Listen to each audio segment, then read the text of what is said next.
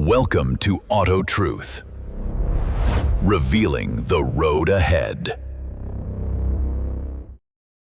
All right, let's just get right into it. Welcome to today's explainer. We are putting a modern absolute legend under the microscope, the Volkswagen Golf MK7. Built from around 2012 to 2020, this thing is everywhere, right? It's widely celebrated as the ultimate do-it-all hatchback. Sporty, practical, incredibly refined, but today we're going to separate the massive hype from the harsh reality of actually owning one. Is it truly an engineering masterpiece, or is it basically a carefully disguised maintenance trap just waiting to drain your wallet? Now, to really understand the MK7, we have to look at its massive, almost universal acclaim. Automotive journalists, regular buyers, everybody basically echoed the exact same sentiment. It felt like an Audi, but it was priced like a VW. And a huge part of that magic was Volkswagen's revolutionary MQB platform. It made the MK7 up to 100 kilograms lighter than the previous generation, while somehow making it significantly more rigid. It was a winning formula, literally. It helped VW sell over 6.3 million units globally. So here's our diagnostic roadmap for today. First, we'll look at the German benchmark illusion, then cooling systems and carbon taxes. After that, we'll navigate the transmission trap, uncover sunroof leaks and ghost touches, and wrap it all up with our final reliability verdict. Let's get into it.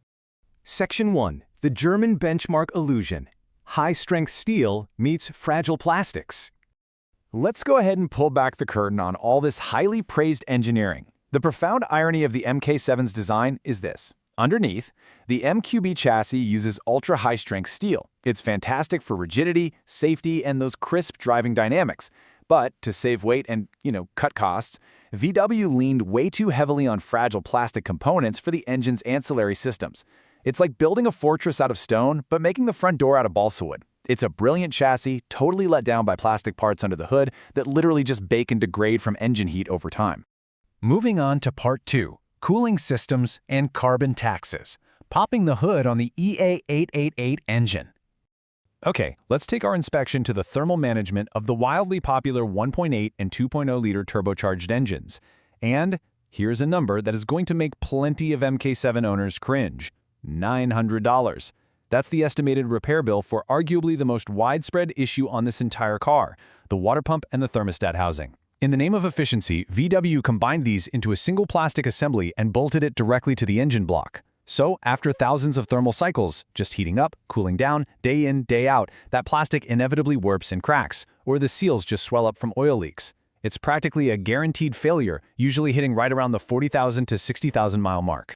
But wait, the cooling system hides an even more sinister trap. Tucked away inside the coolant expansion tank on a lot of these models is this little silica bag. It was designed to extend the life of the G13 coolant. Sounds great in theory, right? Well, the problem is, over time, this bag can just completely rupture. And when it bursts, thousands of tiny silica beads flood your cooling system and totally clog up the heater matrix. Spending maybe $30 or $60 right now to proactively fish that bag out or just swap the tank can literally save you from a massive $1,500 take-the-whole dashboard out kind of repair. Now, that builds perfectly into our next major headache, the fuel system. All TSI engines in the MK7 utilize direct injection. This just means fuel is sprayed directly into the combustion chamber. Now, on older traditional engines, the fuel would sort of wash over the intake valves and keep them nice and clean. But here, those intake valves stay completely dry. So oily vapors from the PCV system just sit there, bake onto the valves, and harden into this nasty, stubborn carbon buildup. Eventually, you're looking at a super rough idle, misfires, and a car that just feels sluggish. Which brings us to a little something the enthusiast community affectionately calls the carbon tax. You might see ads for a $150 chemical clean and think, hey, that's not so bad, but the data shows those chemical treatments are mostly just preventative. Once those deposits are hardened on there, a chemical clean is maybe 20% effective. The only true, guaranteed fix is walnut blasting. Mechanics literally blast the valves with crushed walnut shells to chip away the carbon and restore the airflow. It is 100% effective, but it's going to set you back between $500 and $900. And yep, it's a routine maintenance tax you'll be paying every 70,000 to 90,000 miles. No getting around it. Section 3. Navigating the transmission trap. A tale of two gearboxes. Let's step underneath the car for a minute and look at the highly polarizing direct shift gearbox, the DSG. You've probably asked yourself this exact question. Is VW's automatic DSG transmission actually reliable? Well, if you jump on any owner forum, it's wild. Half the people swear it's completely bulletproof, and the other half are crying over catastrophic, multi-thousand-dollar failures. So who's actually right? Honestly, they both are. The answer 100% depends on exactly which clutch system is bolted to your specific car. The absolute crucial thing here is understanding the difference between these two systems. First up, the DQ200. This guy is usually paired with the lower power engines, like the 1.2 and 1.4 TSI. It uses a dry clutch. That means exactly what it sounds like, zero oil cooling. So if you're stuck in stop-and-go traffic, this thing just cooks. It overheats, leading to mechatronics failures that can easily top $3,600. Ouch.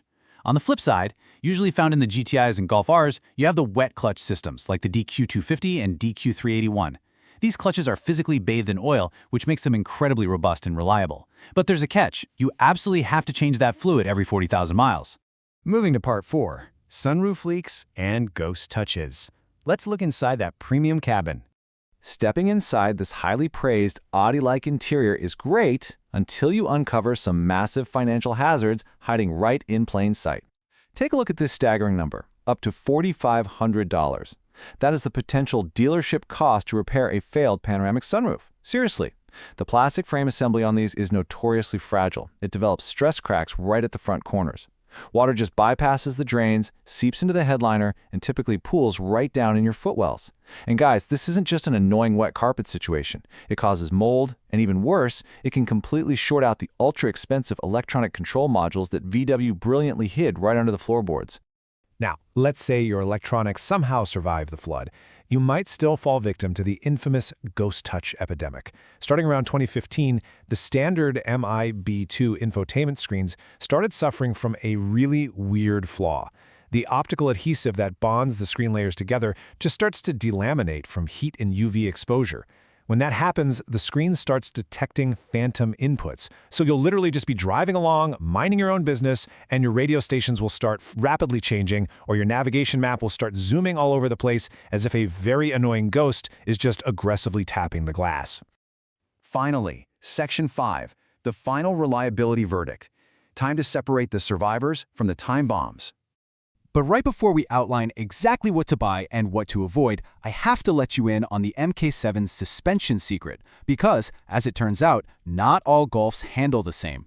To keep costs down on the base models, Volkswagen slapped a basic torsion beam rear axle on any model with less than 150 horsepower. It's economical, sure, but it completely lacks independent travel. If you want that legendary, premium, bump-absorbing Golf handling you've read so much about, you absolutely have to buy a model with over 150 horsepower so you get the much more sophisticated multi-link rear suspension. It is a night-and-day difference. So, what about long-term survival against all these flaws we just talked about? The data proves an MK7 can easily blow past 150,000 miles, but only, and I mean only, if you follow a rigid maintenance roadmap like this one.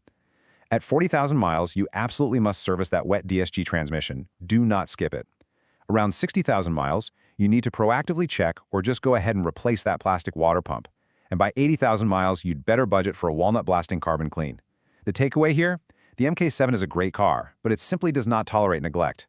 All right, so after reviewing the fragile plastics, the unavoidable carbon taxes, those critical DSG differences, and the indoor swimming pool sunroofs, here is your highly actionable, screenshotable cheat sheet for the used market. The safest bets out there? The 2.0 TDI EA288 engine paired with a manual gearbox. That thing is incredibly robust for high mileage. Another great option is the 1.4 TSI manual with 150 horsepower. You get a reliable timing belt and the good multi-link suspension. And if you're chasing performance and you really want an automatic, seek out the facelifted MK7.5 GTI. It features the 7-speed DQ381 wet DSG, which is a massive, massive durability upgrade. Conversely, here is exactly what you should avoid at all cost to prevent total financial ruin. Run far, far away from the lower power models paired with that dry, overheating DQ200 DSG transmission. Just don't do it. Never buy a panoramic sunroof model if the owner can't prove the drains have been cleared or the frame inspected. And finally, avoid neglected 1.8 or 2.0-liter EA88 engines. If the seller has no record of a water pump replacement or a carbon clean by the time it hits 80,000 miles, walk away. You are literally just buying someone else's ticking time bomb. Which brings us to our final thought for today's explainer. Look, we've seen all the traps, right? The fragile plastics, the carbon buildup, the failing electronics. Yet, despite all of that, the Volkswagen Golf MK7 still offers a truly world-class, premium driving experience that undeniably punches way above its weight class. But that refinement comes with a strict, unyielding set of maintenance rules. So, I'll leave you with this question. Are the incredible driving dynamics in that Audi-like refinement actually worth the rigid and sometimes very expensive maintenance tax? Well, that's a calculation only you and your wallet can make. Thanks so much for joining me on this deep dive, and as always, keep learning. Get the truth about your ride. Subscribe to AutoTruth today.